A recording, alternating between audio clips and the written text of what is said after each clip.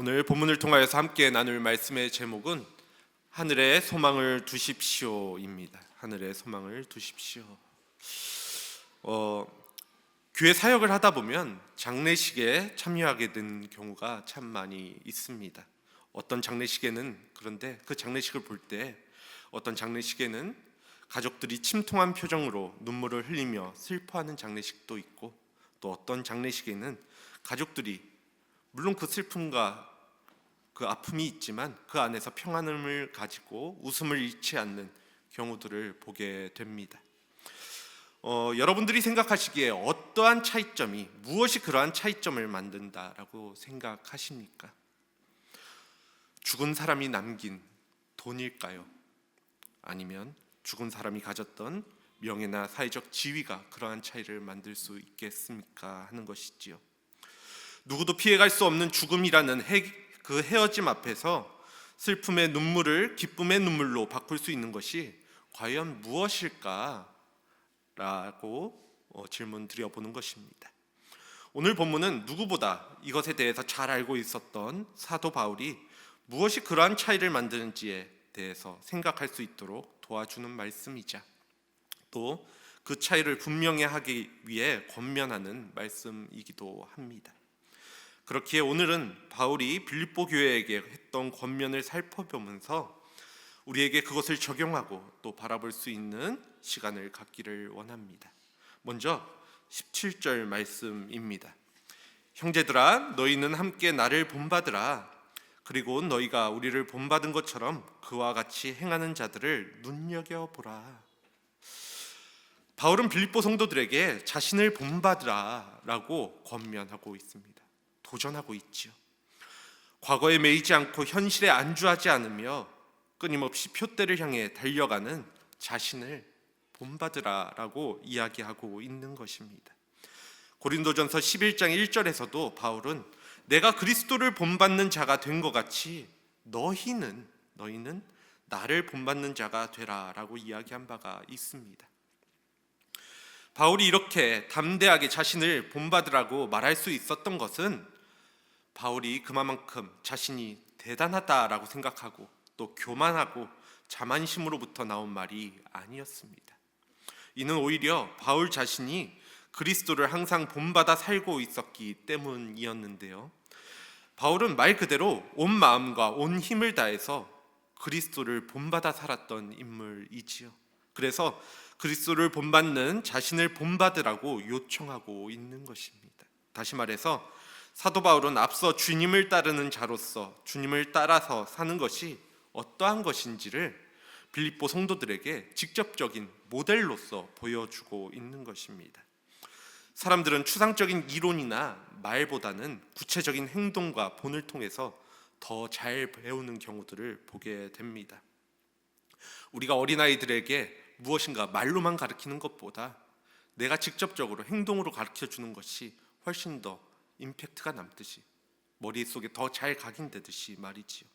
예수님께서도 제자들에게 말로만 또 지식으로만 그들에게 모든 것을 가르치신 것이 아니라 본을 보이시면서 가르치셨음을 확인할 수 있습니다. 오늘 바울도 그러합니다. 그는 말로만 또 지식으로만이 아니라 예수님을 따르는 삶을 실제로 보여준 그런 모습으로서 나를 본받으라 라고 이야기하고 있는 것이지요. 뿐만 아니라 바울은 자기를 본받아 사는 사람들을 눈여겨보라고 이야기합니다. 여기서 눈여겨보라라는 것은 본받기 위해서 자세하게 관찰하라라는 의미인데요. 바울의 당시 상황을 보면 바울은 지금 빌립보에서 멀리 떨어진 로마의 감옥에 있었던 상황이었습니다. 그래서 빌립보 성도들은 바울을 직접 만나볼 수가 없었던 상황이었죠. 하지만 그들 곁에는 바울을 대신할 만한 사람들이 있었습니다. 이제 곧 만나게 될 에바브라 디도와 또 가까운 미래에 빌립보를 방문하는 디모데, 그리고 빌립보 교회에 바울을 본받는 자들이 바로 그들이었습니다. 바울은 그들을 눈여겨보고 본받으라고 명령하고 있는 것이지요. 이 명령을 잘 이해하기 위해서는 본문 직전에 16절 말씀을 또 우리가 살펴볼 필요가 있는데요. 16절을 보면 오직 우리가 어디까지 이르렀는지 오직 우리가 어디까지 이르렀든지 그대로 행할 것이라 라고 기록하고 있습니다. 여기서 행할 것이라 라는 단어는 로마 군대에서 사용했던 표현인데, 즉 군대에서 그 기준을 세우고 줄을 맞춰 행진하는 것을 의미하는 표현입니다. 예전에 우리가 학창 시절을 돌아보면 그러한 것들 잘 기억나실 것입니다. 학창 시절에 체육 시간이 되어서 운동장에 모이면 준비 운동을 하기 위해서 대형을 맞추게 되어지는데, 선생님은 먼저 한 사람을 기준으로 세웁니다. 그러면 그 기준이 된 사람을 중심으로 주변에 있는 사람들이 5와 10을 맞추어 움직이죠. 그 간격에 맞춰서 움직입니다. 그 기준을 보면서 일정한 간격을 벌리고 또 줄을 맞추는 것입니다. 그런데 이때 기준으로부터 멀리 떨어진 사람은 기준이 잘 보이지 않게 되어지죠. 멀리 떨어져 있으니까 앞 사람에 가려서 잘 보여지지 않습니다. 그럴 때는 어떻게 해야 할까? 그 기준이 보이지 않더라도, 그 절대적인 기준이 보이지 않더라도 기준을 따르는 앞 사람을 보고 따라하면 됩니다. 그러면 기준에 맞춰 설 수 있게 된다라는 것입니다. 지금 바울은 이러한 이야기를 하고 있는 것이죠. 바울 자신이 기준이 되는 그리스도를 보고 따르는 것처럼 바울 뒤에 있는 사람들은 그리스도를 기준으로 삶은 자신을 따르라라고 말입니다. 그리고 그 뒤에 있는 사람은 또 그 앞에 있는 사람을 따르게 되고, 또 그렇게 할 때 결과적으로 모든 사람이 그리스도를 기준으로 줄을 맞추어 함께 걸어갈 수 있게 된다라는 것입니다. 그래서 바울이 너희는 함께 나를 본받으라라고 말하고 있는 것이지요. 우리는 모두 예수님을 본받으며 예수님을 닮아가기 원한다라는 고백을 하며 살아갑니다. 하지만 예수님의 부활 승천 이후 당시에도 그렇고 지금 우리 역시도 예수님을 직접적으로 만나볼 수는 없습니다. 육체적으로 예수님이 행하시는 것들을 바라보면서 살아갈 수는 없다라는 것이죠. 직접적인 눈을 통해서. 즉 지금 우리는 예수님을 직접 눈으로 보고 그분의 행동 하나하나를 새기면서 살아갈 수는 없는 상황이라는 것입니다. 그래서 때로는 예수님을 본받는다라는 것이 말씀에는 적혀 있지만 그것이 구체적으로 어떠한 것인지 우리가 잘 모르고 또 감도 잘 잡히지 않을 때가 있습니다. 그렇기에 우리에게는 눈에 보이는 때로는 모델이 필요하다라는 것이죠. 마치 숙달된 조교의 시범을 먼저 보는 것처럼 말입니다. 그래서 우리에게 이렇게 말해줄 수 있는 사람이 우리에게는 각자에게 신앙의 선배들 또 믿음의 동역자들이 필요하다라는 것이죠. 그때에는 이렇게 하는 게 예수님을 본받아 사는 거야 라고 이야기해 줄 수 있고, 또 힘들겠지만 이렇게 하는 건 어떨까? 우리가 함께 기도하면서 주님의 도우심을 한번 구해보자 라고 옆에서 도와주고, 또 쉽지 않겠지만 이것이 더 지혜로운 선택인 것 같다라고 이야기해 주는 사람, 이렇게 조언하면서 앞서서 그러한 삶을 말로만이 아니라 행동을 통해서, 삶을 통해서 살아가고 있는 모델이 필요하다라는 것입니다. 오늘 사도 바울은 스스로 그러한 역할을 자처하고 있는 것이지요. 그래서 그가 먼저 생명을 다해 그리스도를 본받아 살았던 것입니다. 지금을 살아가는 우리들 역시도 마찬가지입니다. 우리 모두에게는 이러한 사람들이 필요하다라는 것입니다. 단순히 내가 예수 믿음으로써 끝이 아니라 또 한편으로는 이 세상에서 예수님의 모습을 드러내며 살아가는 사람들을 바라보며 또 도전받고 또 살아갈 수 있는 자세가 필요하다라는 것이죠. 그렇다면 한번 생각해 보시기 바랍니다. 여러분의 바울은 누구인지 말입니다.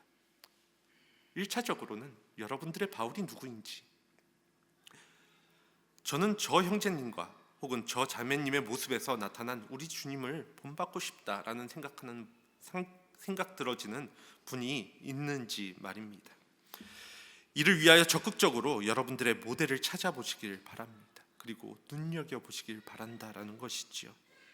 그래서 그분을 통해서 주님을 닮은 모습을 배우고 또 따라 살아갈 수 있는 삶이 되어지길 바랍니다.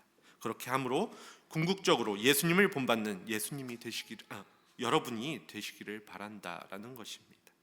물론 사람은 완벽하지 않기 때문에 다 부족한 부분이 있고, 또 그 사람을 온전하게 신격화해서는 안 되지만 또 연약한 부분을 가지고 있기 때문에 그 모든 것들을 다 우리가 바라볼 수는 없지만, 그래서 그 사람들을 가까이서 들여다보면 여러 가지 단점과 문제점들을 우리가 찾을 수 있겠지만, 그것이 우리에게 또한 걸림돌이 될 수도 있겠지만, 우리가 눈여겨봐야 할 것은 그러한 부족한 점이나 흠이 아니라 또 인간 가운데서 일하시는 하나님의 모습들, 또 구원받은 성도에게서 찾을 수 있는 우리 주님의 모습입니다. 보지 않아도 되는 것들, 그리고 보지 말아야 할 것들을 발견하기 위해서 열심을 내는 것이 아니라 성도를 통해서 우리 가운데 역사하시는 하나님을 바라보시고 또 그것에 주목해 보시라는 것이죠. 그럴 때 우리는 예수님의 본을 따라서 사는 사람으로서의 또 다른 누군가에게 본이 되어줄 수 있게 될 것입니다. 물론 오늘 바울처럼 자신을 본받으라고 말하는 것은 쉬운 일이 분명 아닙니다. 이 말에 무게와 또 감당해야 할 책임이 헤아리기 어려운 것이기 때문입니다. 그럼에도 불구하고 바울이 이렇게 요청하고 있는 이유는 분명하지요. 바로 많은 사람들이 십자가의 원수로 행하고 있기 때문입니다. 지금 세상을 살아가는 많은 사람들이 십자가의 원수로 살아가고 있기 때문에. 본문 18절 말씀입니다. 내가 여러 번 너희에게 말하였거니와 이제도 눈물을 흘리며 말하노니 여러 사람들이 그리스도의 십자가의 원수로 행하느니라. 여러 사람들이 십자가의 원수로 행하느니라. 세상에 많은 사람들이 세상이 주는 일시적인 만족과 쾌락을 쫓아 그 앞을 내다보지 못하고 마치 절벽을 향해 달려가고 있는 듯한 모습을 보여주고 있습니다. 돈을 위해서, 또 명예를 위해서, 인기를 위해서, 또 세상이 말하는 성공을 위해서, 무가치한 썩어질 것들을 위해서 자신의 생명을 낭비하며 살아가는 경우들을 많이 보게 된다라는 것이지요. 그러한 모습에는 비기독교인이건 또 안타깝게도 기독교인이건 큰 차이가 없어 보일 때도 있습니다. 그렇게 사는 사람들을 가리켜 바울은 십자가의 원수라고 이야기하고 있다라는 것이죠. 즉 그들의 삶의 태도, 그들의 가치관, 그들의 사고방식, 그들의 추구하고 또 목표로 삼는 것, 그 모든 것은 우리 예수님께서 걸어가신 십자가의 길과는 다른 그 반대의 길이라고 바울은 이야기하고 있다라는 것이죠. 이러한 사람에게서 나타나는 현상을 바울은 19절에서 4가지로 묘사하고 있습니다. 이를 보면 바울이 그 처절한 심정을 이해할 수가 있는데요. 19절 말씀입니다. 그들의 마침은 멸망이요 그들의 신은 배요 그 영광은 그들의 부끄러움에 있고 땅의 일을 생각하는 자라. 이들에게서 나타나는 현상 첫 번째는 그들의 마지막이 바로 멸망에 있다라는 것입니다. 하나님을 바라보지 못하고 세상을 쫓는 사람들은 대부분 자신의 힘으로 삶을 완성하기 위해 온갖 수고를 아끼지 않습니다. 정말 열심히 살아가지요. 세상 사람들뿐만 아니라 당시 예수님을 믿지 않았던 유대인들도 마찬가지였는데요. 그래서 율법을 더 중요시하는 모습들을 보였습니다. 내가 이렇게 율법을 잘 지키면, 내가 이렇게 하나님께 충성하면, 내가 이렇게 하면 난 구원받을 수 있어, 난 해결받을 수 있어 라고 생각하는 것들. 이는 지금도 마찬가지입니다.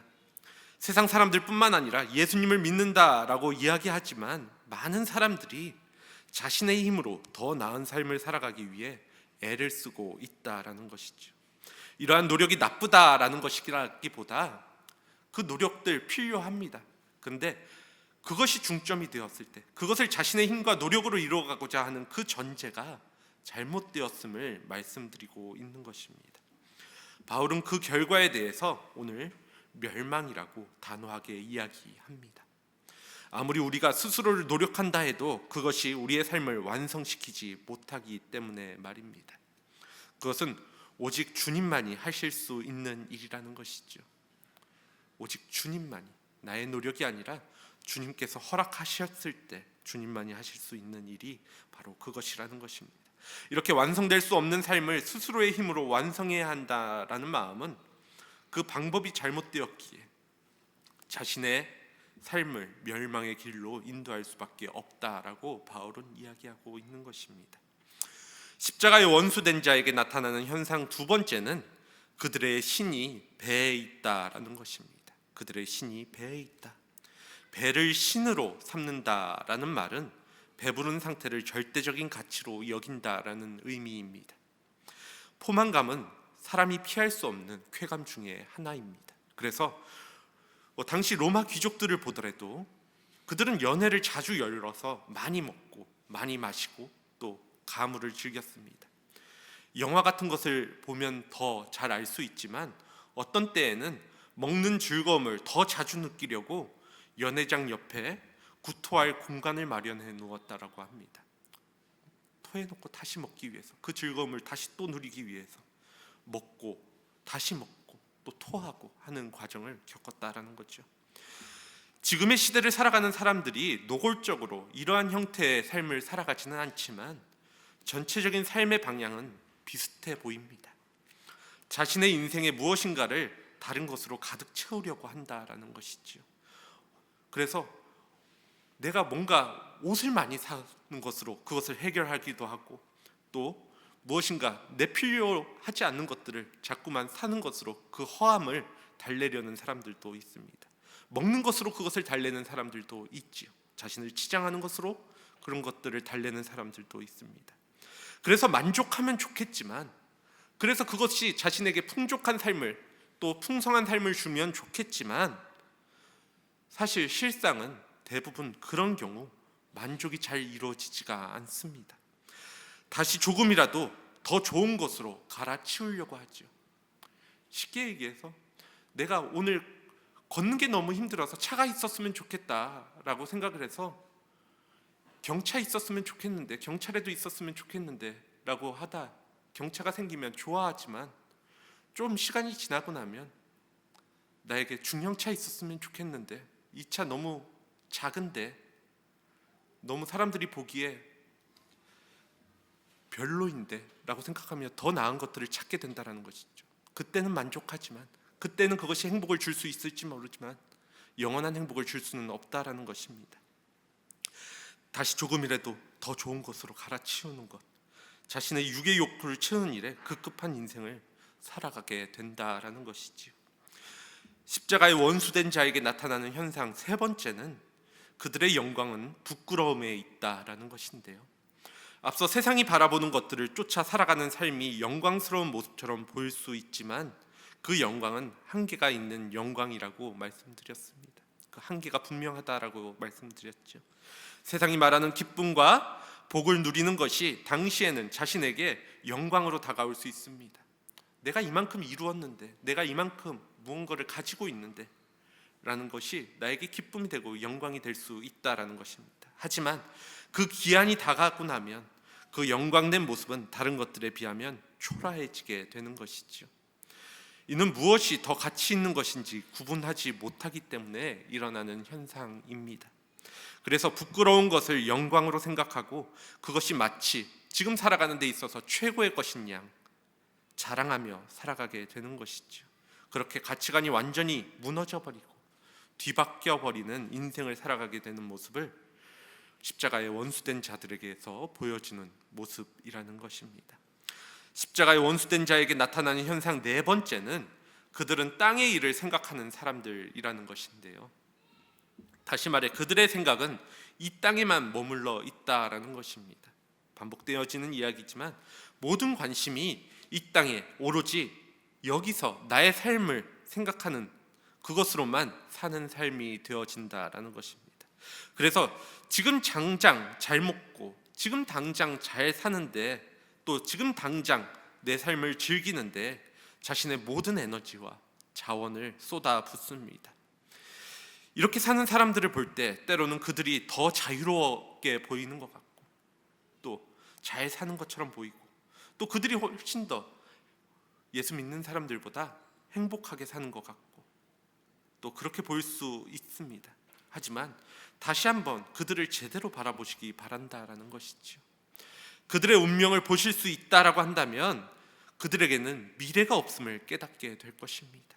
즉 안타깝게도 지금 잠깐 행복해 보이고 또 즐겁게 보이는 그들의 인생에는 앞서 언급드린 것처럼 영원한 멸망이 기다리고 있다라는 것입니다. 그러니 이러한 사람들의 삶의 모습을 따르거나 배워서는 안 된다라고 바울은 이야기하고 있는 것이지요. 우리 그리스도인들은 현재 눈에 보이는 세상이 다가 아니라고 믿는 사람들입니다. 즉, 우리는 영원히 썩지 않을 멸류관을 바라보고 달려가는 사람들입니다.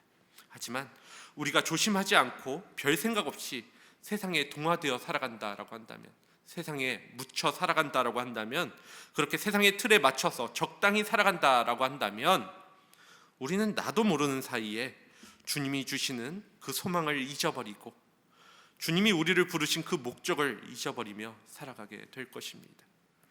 예수님을 믿고 구원받았다고 고백하는 사람이 십자가의 원수로 행하는 자들의 삶의 방식을 따른다면, 그들에게 영향을 받아서 마치 이 세상이 다인 것처럼 똑같이 살아간다라고 한다면, 세속적인 가치에 현혹되어 이기적인 목적으로 인생을 살아간다라고 그렇게 한다면, 그렇게 이 땅에 매여 있다라면 절대로 다시는 우리가 하나님의 나라를 바라볼 수는 없게 된다라는 것이죠. 세상이 주는 일시적인 만족에 나의 마음을 빼앗기고 그것을 추구하느라 더 중요한 것을 놓치고 살아간다면 결국 후회하는 인생이 되어버리고 말 것입니다. 바울이 빌립보 성도들에게 오늘 전하는 권면을 다시 한번 생각해 보시기 바랍니다. 바울은 이 이야기를 반복하여 말하였고, 또 오늘 말씀을 보면 눈물을 흘리며 이야기하고 있다라고 고백합니다. 뜨거운 가슴으로 또 애타는 마음으로 이 권면을 하고 있다라고 이야기하고 있다라는 것이죠. 이는 당시에 빌립보 교회에만 하는 이야기만이 아닙니다. 오늘 우리에게도 간절하게 또 눈물로써 이야기하고 있는 권면이기도 합니다. 오늘 여러분들에게는 이러한 마음으로 삶을 돌아보고자 하는 마음이 있으신지, 또 그것으로 인하여서 안타까운 마음을 갖고 눈물을 흘리고 있는지 질문 드려 봅니다. 바울의 이 뜨거운 눈물이 우리의 메마른 삶을 적시기를 바랍니다. 그리고 그의 절박함이 담긴 이 말씀이 우리의 완악한 마음을 부수어서 우리의 그릇된 생각을 뒤집어 놓는 역사가 있기를 소망해 봅니다. 지금도 많은 사람들이 십자가의 원수로 살아가고 있음을 보게 됩니다. 하지만 우리는 그러한 삶을 동경하거나 바라보아서는 안 됩니다. 왜냐하면 그들은 땅에 속해 있지만 우리는 하늘에 속해 있는 사람이기 때문이지요. 즉, 우리의 시민권은 우리가 소망하고 바라보는 하늘에 있기 때문이라는 것입니다. 오늘 본문 20절 말씀입니다. 그러나 우리의 시민권은 하늘에 있는지라 거기로부터 구원하는 자 곧 주 예수 그리스도를 기다리노니. 여기서 땅의 일과 대비되는 단어는 하늘입니다. 그렇기에 하늘의 시민권을 둔 우리와 또 이 땅에 목숨을 걸고 살아가는 세상과는 우리가 구분되어야 함을 성경은 이야기하고 있습니다. 바울은 십자가의 원수로 살아가는 사람들의 특징을 말한 후에 빌립보 성도들이 그들 자신의 신분이 무엇인지를 다시 한번 기억할 수 있도록 도와주고 있는 것이죠. 너희가 어떠한 존재인지를 다시 한번 확인해 보아라. 너희가 그렇다면 지금 십자가의 원수로서 살아갈 수 있는 것인가? 잘 알고 계시겠지만 당시 빌립보는 로마의 식민지였습니다. 그래서 빌립보 사람들은 자동적으로 로마의 시민이 되었는데요. 그들의 대부분은 로마에 가본 적도 없었지만 로마 시민이 되어지는 그 특권을 누렸습니다. 그렇기에 빌립보 성도들은 로마에 살고 있지는 않았지만 로마의 시민이 된다라는 것이 어떤 의미인지를 잘 알고 있었던 사람들입니다. 그래서 바울은 그들이 현실적으로 생각할 수 있는 시민권이라는 단어를 사용하여서 그들이 가지고 있는 하늘나라의 신분을 강조하고 있습니다. 로마의 시민권이 굉장히 귀중한 것으로 여겼던 그때 빌립보 성도들은 그들이 자랑할 만한 로마의 시민권보다 더 비교할 수 없을 만큼 귀중한 하늘나라의 시민권을 가지는 가치를 깨달아야 했다라는 것이죠. 그 가치가 무엇인지, 그리고 그 가치를 알고 하나님 나라의 시민답게 책임을 다해야 했다라는 것이죠. 그 신분에 맞는 합당한 삶을 살아가야 한다라는 것입니다. 빌립보 성도들이 가졌던 그 하늘의 시민권이 오늘 우리에게도 허락되었음을 기억할 수 있기를 원합니다. 그렇다면 하늘의 시민권을 가진 자로서 우리는 어떻게 해야 할까? 먼저 하늘의 시민권을 가진 우리는 우리를 온전히 구원하신 예수님을 기다릴 수 있어야 합니다. 예수님이 다시 오시는 날에 우리의 구원은 완성될 것입니다. 우리의 구원자 예수님은 하나님으로부터 그 모든 만물을 자기에게 복종케 하실 수 있는 분이시죠. 그렇기에 그분이 사람이 되셔서 이 땅에 오셨을 때에는 가장 낮은 모습으로 겸손의 왕으로 오셨지만, 그분이 다시 오실 때, 그분이 재림하실 때에는 영광의 왕으로 그 모든 능력의 하나님으로 오시게 될 것입니다. 그분에게 우리의 구원이 있습니다. 우리의 구원은 시작부터 완성까지 그 하나님께서 하시는 것이라는 것이죠. 오늘 본문 21절 말씀입니다. 그 만물을 자기에게 복종하게 하실 수 있는 자의 역사로 우리의 낮은 몸을 자기 영광의 몸의 형체와 같이 변하게 하시리라. 우리의 낮은 몸을 자기의 영광의 몸의 형체와 같이 변하게 하시리라. 예수님은 만물을 복종시킬 수 있는 그 권능으로, 즉 온 우주의 통치권을 가지신 분으로서 우리의 낮은 몸을 영광스러운 몸으로 변화시킬 수 있는 분이라고 오늘 말씀은 이야기하고 있습니다. 그렇기에 그분이야말로 우리가 기대하고 바라보는 우리의 소망이 되어주시는 분이시라는 것이죠. 그분은 다시 오셔서 타락한 세상을 심판하시고 또 새로운 세상을 열어가실 것입니다. 그렇게 완전히 회복된 이 땅에 하나님의 나라를 세우시고 또 다스리실 것이지요. 그리고 우리는 그 나라의 시민으로서 온전하게 또 영원하게 살아가게 될 것입니다. 여기서 이 낮은 몸, 우리를 비유하는 그 낮은 몸이라는 표현이 인간의 몸을 비하하거나 부정하는 말은 아닙니다. 오히려 이 표현은 땅의 조건에 지배받고 결국은 죽어야 할 몸이라는 우리의 실존을 가리키는 표현인데요. 그래서 우리는 이 한계 속에서, 어떻게 보면 세상 속에서 살아가면서 먹어야 살아가고, 또 때로는 나이가 들면 자연적으로 쇠약해지고 병들며 또 하나둘 주변 사람들이 떠난감을 바라보게 됩니다. 또 그에 따라서 외로움을 느끼기도 하지요. 모든 사람을 사랑하지 못하고 오히려 시기하고 또 미워하기도 하며 온갖 욕망을 떨쳐버릴 수도 없을 때가 많이 있습니다. 인간의 한계가 그렇다라는 것입니다. 또 교만과 자기 자랑도 하늘 높을 줄 모를 정도지요. 우리 인간은 그러한 조건을 안고 살아가는 한계가 있다. 그렇게 살아가다가 늙거나 또 사고나 병이 들면 죽게 됩니다. 이러한 인간의 실질적인 실존이 모두 오늘 낮은 몸이라는 표현을 가리키고 있다라는 것입니다. 하지만 바울은 우리의 이러한 낮은 몸이 영광스러운 몸으로 변화된다라는 사실을 분명하게 이야기하고 있습니다. 이 변화는 우리가 이 땅에서 겪고 있는 모든 한계가 무너지는 변화입니다.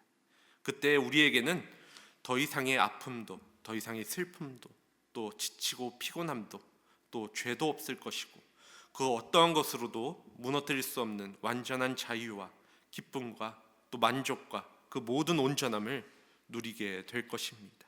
늙고 병들어 죽을 수밖에 없는 우리의 몸이 땅 속에서 썩을 수밖에 없고, 또 화장터에서 한 줌의 재로 변할 수밖에 없는 우리의 낮은 몸이 시공을 초월하는 그리스도의 부활하신 몸과 같이 영광스러운 몸으로 변화될 것이라는 것이죠. 그렇기에 하늘에 속한 우리의 신분을 기억하는 것은 이 땅에서 하늘에 속한 우리의 신분을 기억하는 것은 너무나도 중요한 일입니다. 우리는 이 세상에서 살지만 이 세상에 속한 자들이 아니기 때문에, 우리는 이 세상이 영원하지 않다라는 것을 알기 때문에 말입니다. 따라서 우리는 일시적이고 헛된 세상의 일들에 집착하기보다 하나님 나라를 위해 또 그리스도와 복음을 위해 살아가야 한다라는 것이죠.